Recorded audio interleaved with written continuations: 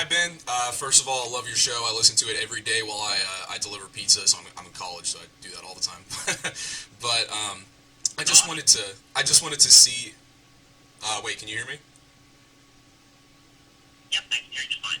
All right, cool. Sorry about that. But I just wanted to see how much impact you actually thought the debate is going to have on the race overall. You know, you talk about fracking and looking at Pennsylvania specifically, and if Trump wins that.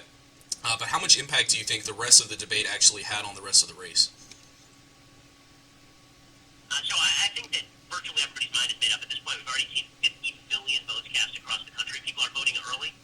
They want to get their vote out of the way. They want to make sure they vote, and so the voter turnout rates are incredibly high.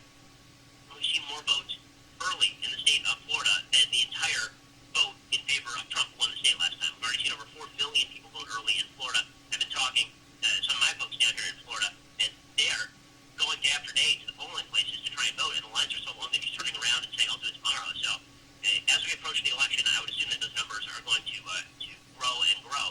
So do I think that the debate made a huge difference on that score? Not really. So I think that there's an opportunity for the Trump-shy voter to actually get enthusiastic or a little more enthusiastic, sure. I think there are a lot of people out there who are kind of like me, right? They are wishy-washy on Trump's personality, to say the least, or they are disquieted by Trump's personality, or frankly, they don't like Trump as a person. They like a lot of his policies, but they feel that his rhetoric has been deeply counterproductive. They're frustrated with Trump and his tweets. And then they look at the debate last night, they're like, okay, that I can deal with. But Trump's like that I can deal with.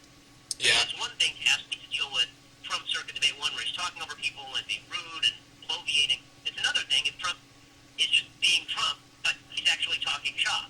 Right? That is another thing and that seems easier to vote for. I think particularly that there are a lot of kind of wavering Republicans who are not never Trump Republicans, but feel uneasy with Trump, who may have been brought back into the fold last night. That may be enough to shift some of those very, very close states toward Trump.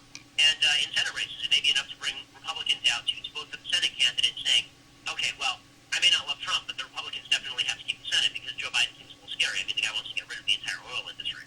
Right. Yeah. This is the first election that I'm voting in because I'm only 18, so I definitely fit into that group of conservatives who look at Trump, and I'm kind of, I'm kind of pushed away from his personality, but then I look at his policy and I'm just like, I'm right there voting for you. You know. Yeah, I mean, I think that's right. I think there are a lot of people who feel that way. Again, the big flaw for Trump throughout his presidency is that, getting people to vote for you is about making people comfortable voting for you and uncomfortable with your opponent. And Trump is pretty good at the last part, but making people comfortable voting for him is not his deal, right? I mean, he does not make people who are not fully committed to Trump comfortable voting for him. Last night made them a little more comfortable. I'm hoping that marginal change makes a difference. Appreciate the call. Thank you. Just talked to Ben Shapiro. How's your day going?